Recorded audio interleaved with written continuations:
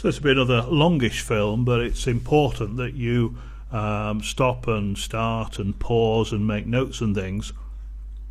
Something like, and this is not a very scientific study, but I reckon that 95 to 98% of all YouTube films, and possibly higher, they don't use the annotations system. And talk about leaving money on the table. A lot of people say they don't like it because they don't like the look of it. They think it might upset their viewers. As you'll see in another film in this course, it produces me an awful lot more views, thousands more every month. And you can use it for so many other things as well, depending on your particular niche or niche. I'm going to run through all the various options. This is an unlisted film. I'm just going to use this as an example so you can see what you need to do. First thing is we obviously choose the film we want and we go to Annotations. Let's open that up for a second. And there we go. Now the film will start to play. So what I just need to do is just to pause that as quickly as we can. Just wait for that to pause. And you can see the film is now preloaded. It's there in the background. And this is only a 26-second film. So we can't do a great deal with this, but I'll show you what can be done. The film itself will play along here, and if I just move it in, say 5 seconds, then up here the film will move into the 5-second stage. Okay, but I don't want to play that. We can edit an existing annotation, but there aren't any. So what we want to do is to add an annotation. And I want to take you through each of these and show you all the wonderful things you can do with them. There's a lot more to it than you might have realised, and you'll realise why, as I say, you might be leaving money on the table. First one is speech bubble. It looks like one of those speech bubbles you get in cartoons. By dragging the handles you can make it bigger, move it around. You've got this little speech thing here and you can move that around and pretend somebody's talking there. And then, like all of these, you can just type in some text in there. Text goes here, and then you've got a little comment box, a speech box. Now I'll show you each of the options on here. The first thing I get you to do is this new feature here. This only came in the last few months, custom. Just change that from normal to impact, and it gives like a drop shadow effect on your annotation. It really makes it stand out proud from the page. If you just keep an eye on that, if I just drop that back down to normal, can you see the difference there? And impact. And obviously we're only putting a little bit of text there, so we can grab one of those handles. Let's grab that one, make it easier. Let's make one that's making it smaller, sorry. There we go. And I can make that into whatever size I want. What I'm actually going to do, I'm going to change the font there to 16 point, to make it a little bit bigger, and let's move that across there. What text colour do I want? Do I want white text? Well, I don't obviously on that thing, but the background here I can change to a red, and obviously then I do want some white text to make it stand out. All right. Now at the moment, if I come down to the graph, that is starting at 5 seconds and finishing at 8 seconds, and you can see that here. Now you can type over these and scroll up and down, change sizes of the actual how long the annotation's on the screen. That drives me mad. What you can do is two things. One is if you put your mouse on the actual annotation itself, you get the cross and you can move that around, and this updates in real time, or as soon as you let go I should say. Right. But also if you put your mouse at the end there, you can drag it out. So I'm dragging that out to 15 seconds.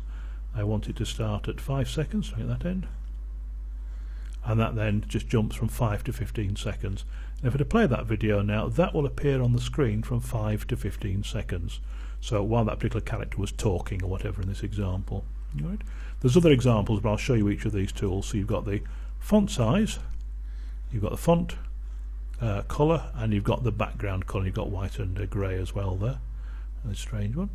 You've got the time it starts, the time it ends. Now then, the important bit. These are actually, if you want, they can be clickable. So I click that and I turn it into a link. Just scroll down a little bit so you can see. The first thing is I can paste in here a link to a video. If somebody clicks on that link, this video will pause, a new tab will open, and the video that you've linked here will play. A great way to send people onto other videos and so on. Great for the last few seconds of your film, for example. So we might want to do something like that in the last few seconds, and this would read then come and see my film. We can't see it there because the cursor is there. Bring that down, and there it is. Okay, let's come back down again. Let's move that to the beginning. See why in a second. Let's bring that down there. Okay, text goes here. Let's just move it in a second or two because there's a bit of background there. There we go. All right. So you can see different colours, different times and whatever. If I want to make that a link to a video, paste the link to the video in. You can also start that video at so many seconds in. That's quite important. It sounds silly why want to start somebody in, but if you've got a series of videos, you might have a trailer at the beginning, an ident as it's called, a bit about your channel. That might be 5 seconds in, so you start people at 5.1 seconds in, so they only see the film, or there may be a particular bit, see this bit of the film referenced to other places. And I mentioned opening link in a new window. In this particular case, you have to click open link in new window to get it to do that. So that's sending people onto a video. So here you've got to do that. Let's go on to the next option in here. You can send people to a playlist. Again, I'd always suggest opening link in a new window. You must paste a link to a YouTube playlist in there, and then people will see your entire playlist. One thing gets confusing, and it drove me mad for ages, and I just couldn't work it out, even with YouTube's help. The link to a playlist isn't the link that appears at the top here. You have to go to your playlist and then get the link from within the playlist. It's like a hyperlink within when you're sharing. So the link at the top doesn't work. It's the full link that comes once you're actually in the playlist from the share of any of the videos. Paste that in there, and again, when you save and publish, that will appear. Now, playlist, you can send people to your channel. You can either put your channel name in there or a full link to a channel page, and again, open link in new window. It'll take them to your home page of your channel. You can take people to your Google Plus page. This is mine, automatically set up. You take them to there. Don't want to do that. Let's just turn that off, come in again. This is my favorite. This is the one where I make all my money from and get all my viewers. I sent people to my YouTube username. That takes me, I will actually do is put my home page in there, so I would just type in there. That's the page. Just going to scroll up and save that. Give that a second. That will change, actually once I publish it. I'll publish this as it's not a real video. There we go. That will change in a second. If I preview that link, it takes you to my home page, and because I'm subscribed it won't show, but that would normally show you a option to subscribe, so that pops up in the middle of the screen. So subscribe is by far and away my favourite. It takes people to my home page. If they want to go any further, they've got to either subscribe or refuse to subscribe. That obviously puts the subscriptions up. That means I can email them, contact them, they get to know about my new films and so on. So subscribe is by far my favourite. And obviously I put the text up here to click here to subscribe, click here to see more. Next one down, you may not have this, depends on the state of your account, but you can link out to places like Indiegogo and Kickstarter and so on. That's very, very good, and there's more information about that. Remind you again that all the text can be changed, the impact, the font sizes, the time this runs and so on. This applies to all of these, and I just need to turn that off and turn it in again to go back in again, come down again. You can send people to an associated website, but only an associated website, so your site of your own that's associated with the site. And just go back in once more, and again, you may not have this, but you can have a merch. That's a merchandise. Now at the moment I don't sell t-shirts and that sort of thing, but you can certainly do that. The Learn More will tell you more about it. But again, if your account is in good standing with YouTube, then you can sell t-shirts, the music that's playing on your channel. If you're a band and you're playing your own CDs, DVDs or whatever, you can link out to that. Now annotations, incredibly important, incredibly important. So I'm going to publish that one. It doesn't make any sense, but I can show you. If we come back in now, we can add each one, and that's just from that part alone. If we go on to note, exactly the same, but instead of being what I'm going to do, actually I'm going to get rid of that one. Let me show you how to do that. Get hold of that and just delete it from there. So there's various ways of deleting it. I'm just going to delete that one from there, add a whole new one, which is a note. Exactly the same as everything I've shown you. Everything works exactly the same.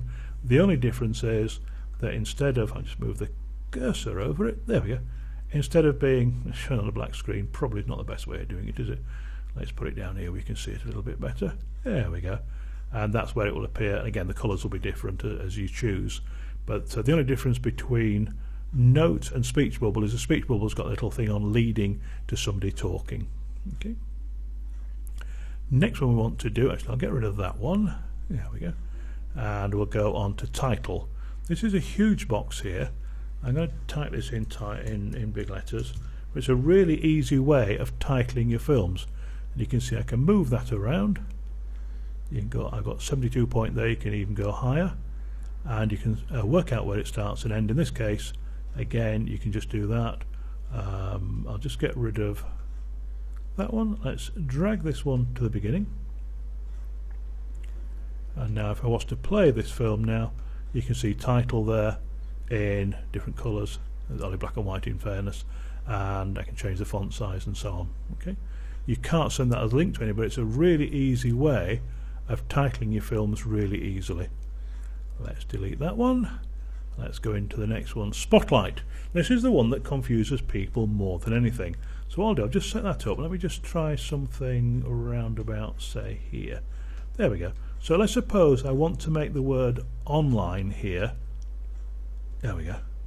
I've drawn the box around that. Now what I can do is, whilst this film is playing, this bit of the film, this little box will appear around the word online. If somebody clicks that, that is a clickable link. Let's just go through that again. By highlighting that as a spotlight, I'm putting a spotlight on that, I've turned that into a clickable link. So everything else applies. The text, if you want to do it, you normally would say click here for more. Hope your style is a bit better, but you can see the whole of that area is clickable. Can you see that as my mouse goes over? Probably capitalise that and so on. You can change colours and so on and where it starts. But if I then send that a click to, say, an associated website, anybody clicking that, this video would pause, a new tab or new window would open, and whatever I've clicked to, which would be an associated website or one of the other things that we'll be able to show you, let's just go in again. So it'll take them to another video, so you'll see my other video or whatever. And again, there's more chance of people coming to your site, more people of seeing more of your films. There's a limit to these boxes. They're not massive. You can see there is about the limit. You can sort of bend it around and whatever. You can't do the whole screen with that. When you get to the end of your video, if you put what's called an end slate, so like a freeze frame, a picture or something of another film, have that over it, then you can say, you've probably seen this quite often, see my other film here or see our other films here. This is how you do it. You just put that box around the text that you want, size it to whatever size you want by grabbing the handle correctly, move that around, and then put your link in to wherever you want them to go, to a video, playlist, channel and so on. Really wonderful way to get people to actually make your videos clickable. And lots of people tell me all the time, you can't make videos clickable, YouTube can't do that. How can you click a playing video? Well, you can. You use the spotlight. Let me just delete that one, and we come down to label. Label isn't one that I use often, to be honest, but let's just use an example of it here. I'm just going to spread that out as wide as I can. I'm going to put text here, made that too wide, but you can see how you can label a piece of text or a piece of film. It's a bit like, in technical terms, it's known as a lower third, and you see titles coming up on the TV news and so on. And if I make that background red, and you can see there, you can pop up more information that people can see whilst the film is running, and that is label. Again, not used often, and I haven't found a lot of uses for it, but again, it's worth your while knowing that exists. So just to run through from the top, speech bubble gives a little bubble with the little annotation on there that you can move around, point to somebody who's talking, use that as a translation. You can use it for comedy purposes, this man's an idiot or whatever. Okay, I just need to delete that one. You've got the note, which is exactly the same but without the little speech thing on. And then you've got the title, so you can have nice big titles on there of any shape and size you want. A spotlight, so you can have people click to go elsewhere. And then the label, which gives a bit more information about what they've seen. And any of those, you can normally see them here. I've just got the one that I left in there. And you can go in, edit that, and change it to what you want. Now, you may not have put these on your older films. Go back over your old films now. Use these features, certainly use these annotations, certainly above all, use your note to send people to subscribe, use notes to explain other things about films and so on. There's some fantastic features there that people do not use. Firstly, it makes your film more interesting. It makes your film stand out a lot more from other people, and it gives you a lot more chance to have a play, make your film look a little bit different, but above all, to get people to watch your other films and to subscribe to your channel. All of that comes with this little simple button here, Annotations. It saves automatically these days, but do save as you go along anyway. And of course, when you're ready, you just press publish, and you can press that as you go along, and the effects take place within a second. That's Annotations. Don't miss them, please.